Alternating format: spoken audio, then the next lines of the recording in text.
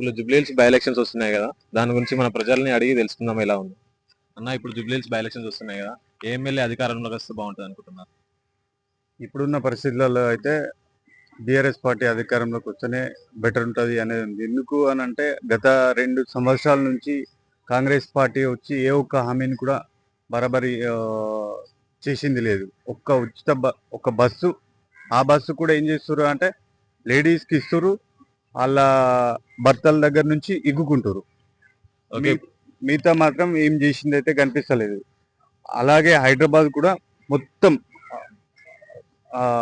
Down అయిపోతుంది. అంటే పారిశ్రామికవేత్తలు పారిపోయే విధంగా తయారైపోతుంది. ఎందుకు అని అంటే గన్ను పెట్టి పారిశ్రామికవేత్తలకు ఒకప్పుడు కేటీఆర్ గారు గొడుగు పట్టుకొని పారిశ్రామికవేత్తల్ని తీసుకొచ్చారు.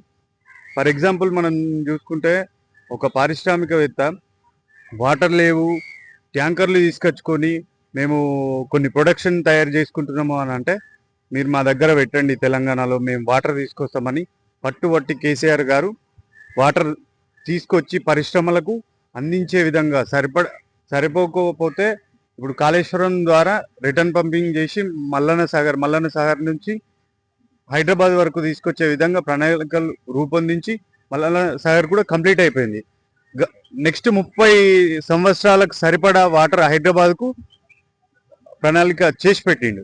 ఇప్పుడు 3 years తర్వాత మళ్ళీ కేసీఆర్ గారు వస్తారనుకుంటున్నారు? 100% అండి, దానిలో డౌటే లేదు. ఎందుకంటే హైదరాబాద్ ప్రజలు ఆల్రెడీ ఎప్పుడో నిర్ణయించారు, కేటీఆర్ గారి ఆధ్వర్యంలో హైదరాబాద్ ఉంటే బెటర్ ఉంటుంది అనే ఉద్దేశంతో హైదరాబాద్ సరౌండింగ్ అసెంబ్లీ సీట్లు మొత్తం బీఆర్ఎస్కి వచ్చినాయి. ఒక విలేజ్లలోనే కొద్దిగా పోయినాయి, కాంగ్రెస్కి వచ్చినాయి. కాకపోతే ఆ విలేజ్లలో కూడా మన వ్యవసాయం చేసే ప్రతి ఒక్క రైతు బాధపడుతుండే. ఈరోజు ఈ రేవంత్ రెడ్డి హామీలకు మోసపోయి రైతు బంధు 10,000 ఇస్తుండే కదా, మేము 15,000 ఇస్తాం అనడం వలన కొంతమంది రైతులు ఏమనుకున్నారంటే మాకు కరెంటు వచ్చింది సఫిషియెంట్గా. అంతకుముందు 7 గంటలు 9 గంటలు ఉన్న కరెంటు 24 గంటల కరెంట్ వచ్చింది, వాటర్ వచ్చినాయి, గ్రౌండ్ వాటర్ పెరిగినాయి, మిషన్ కాకతీయ చేసిండు, మిషన్ భగీరథ చేసి ఇంటింటికి నల్లు ఇచ్చిండు, మాకు అన్ని రకాలు ఉన్నాయి, ఈయన ఇంకా ఇస్తుండు అని అనడంతో వీళ్ళు ఏదో కొంత విలేజ్లల్లో బోల్తా పడ్డారు.